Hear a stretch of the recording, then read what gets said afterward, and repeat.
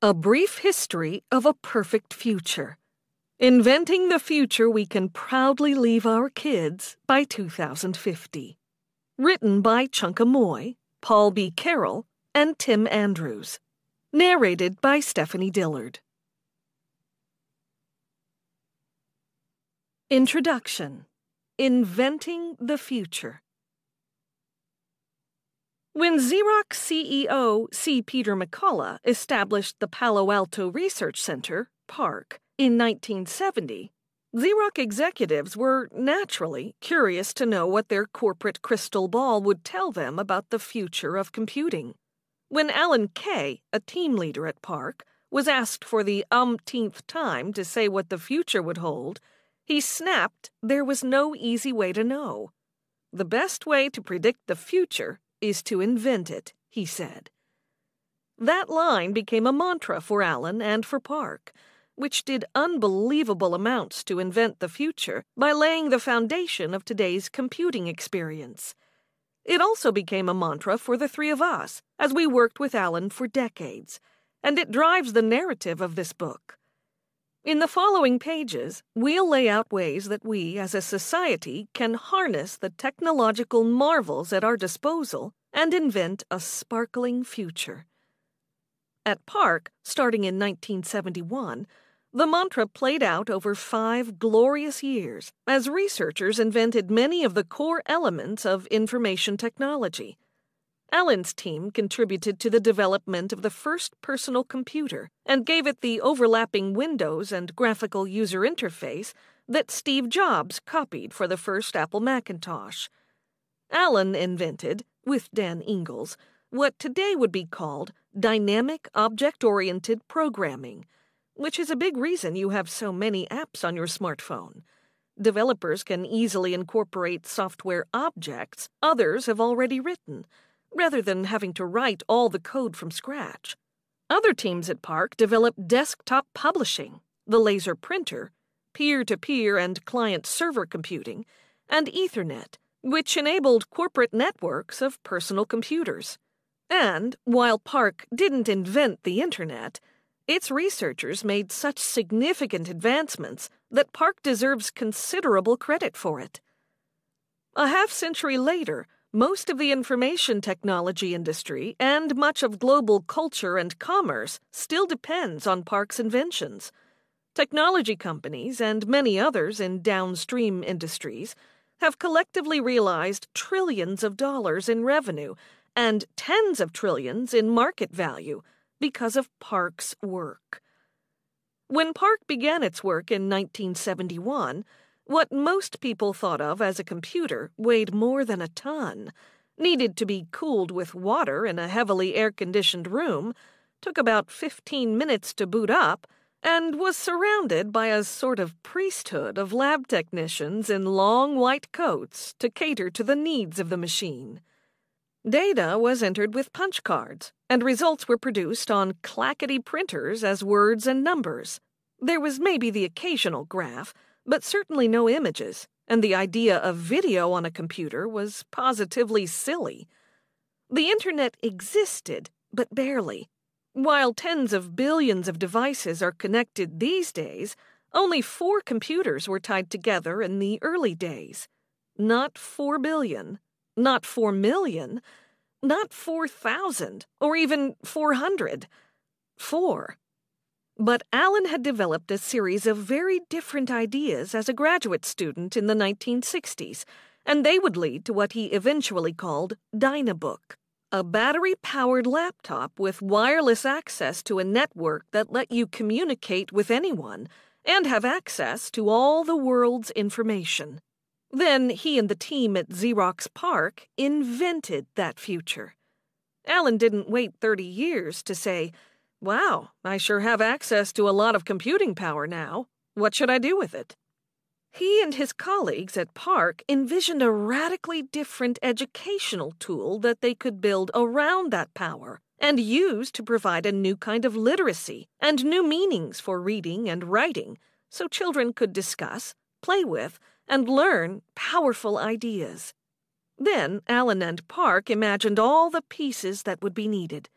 some related to the computer itself, the kind of operating system that would tap into the new power, the windows that would let users flip easily between tasks, etc. Some related to supporting devices, in particular to capabilities for networking computers and for printing. Park then moved in a host of directions at once. The whole computing environment, not just the processor, gained momentum quickly. We're all better off as a result. Allen invented a future a second time, too. As an Apple Fellow, he helped pull together a vision for a so-called knowledge navigator, unveiled in a video in 1987. The device bears an eerie resemblance to the iPad, introduced 23 years later. While Steve Jobs obviously shaped the iPad in his own brilliant way, the vision in the Knowledge Navigator videos clearly guided research in Apple's labs for years before Jobs got involved. For good measure, Apple's work on the iPad gave the company the biggest gift in the history of business, the iPhone. According to Jobs, when he decided the iPad wasn't ready for production, he realized the technology could be packaged into something much smaller, a revolutionary phone. Et voila! Neither Apple nor the world has yet recovered. In the pre-iPhone world in 1996, Apple almost sold itself to Sun Microsystems for about $4 billion. As of this writing, Apple's market value is $2.34 trillion. The idea of inventing the future surfaced anew for the three of us as we tried to make sense of the dysfunction in the U.S. in recent years, on politics, race, the pandemic, and other public health issues, social media, and disinformation. As we write this in the summer of 2021, the Gulf of Mexico is on fire.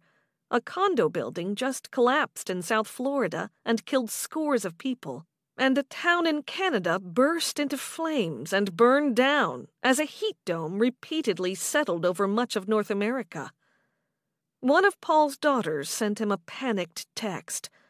"There is no planet B." One of Tim's sons told him, "You're worried about whether your Social Security benefits are going to be cut. We're worried about whether there's going to be a planet left by the time that's an issue for us." Chunka's daughter noted that he's often described as a futurist and once quipped to him, "Well, then you'd better not mess mine up." Can we reassure our kids, honestly? Or are we doomed to a dystopian future? There sure is a lot going wrong. As is our nature, we've settled on hope. We think we can envision a grand future, putting a stake in the ground for our kids and their kids, then draw on our decades of experience evaluating technology trends to start inventing what we're calling a future perfect. We're not saying we can predict the future.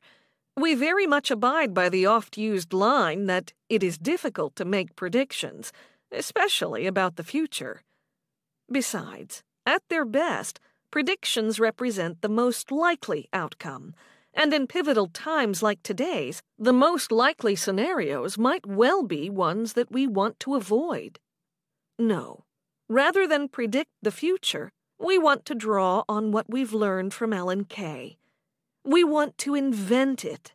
More precisely, we want to help you invent it. Following the pattern Alan has laid out for us, we'll use this book to take you 30 years into the future and describe technological marvels that will be available to us all. These marvels are hard to envision today.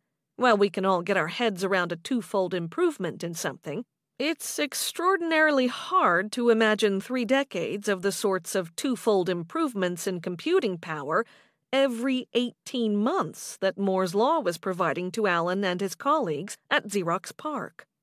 How do you even process the idea of the million-fold increase in computing power over 30 years that they were designing into their work?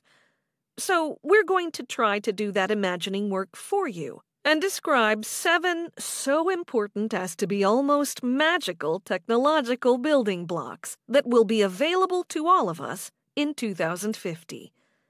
We'll then paint some pictures of how those building blocks could be supplemented by other technological improvements and novel ideas that, together, will let us construct that future perfect. As amazing as these technological marvels will be, the building blocks are not the building. In fact, they could lead to an infinite number of buildings. So, we'll apply systems thinking as much as possible to consider how all factors interact and to point us toward a future that is optimized as broadly as possible, not optimized for each of its parts. As we'll explain more in the introduction to Part 2, too much planning has historically been done in silos, so we wind up with city streets optimized for traffic, for instance, but not for people. And we care much more about people than we do about cars. We all need to make this difficult mental effort. Ecosystems are really complex. Or we may waste the fabulous power these building blocks will provide us. We want you to get excited about the possibilities of these technological marvels, while also seeing the sort of work we all should be doing now to prepare for their possibilities. Technology will give us great gifts by 2050, no matter what we do. So we could let development happen on its own and then figure out how to react. But we think it would be much better to start planning for the implications, like experimenting now with how cities could be rethought based on driverless cars and some other technological wonders. Why wait 30 years to start learning when we can already see at least the outline of what's coming? To provide the groundwork for that planning, we'll not only describe the technological marvels, but we'll paint visions of 2050 based on what we call future histories. Short, provocative news articles set in 2050 that describe how key aspects of the world might look in areas such as transportation, healthcare, and the electric grid. We'll then provide you with tools you can use to envision and write your own future history for whatever part of the world you think is especially important and that you could help invent by 2050. Then we'll hand the keys over to you, encourage you to start right away on inventing your piece of the future, and wish you luck. So, yes, we're leaving the hard part to you. But we hope that, along the way, we'll have stretched your thinking a bunch and given you a powerful way to get started. If we all do our part, we can at least get close to that future perfect. If not, we may stumble our way into what we call the future pathetic. Think Brave New World or 1984. As we all see from what's happening around us today, technology can cut both ways. It can produce great gains, but dystopia is out there too. Let's harness the future rather than just taking our chances.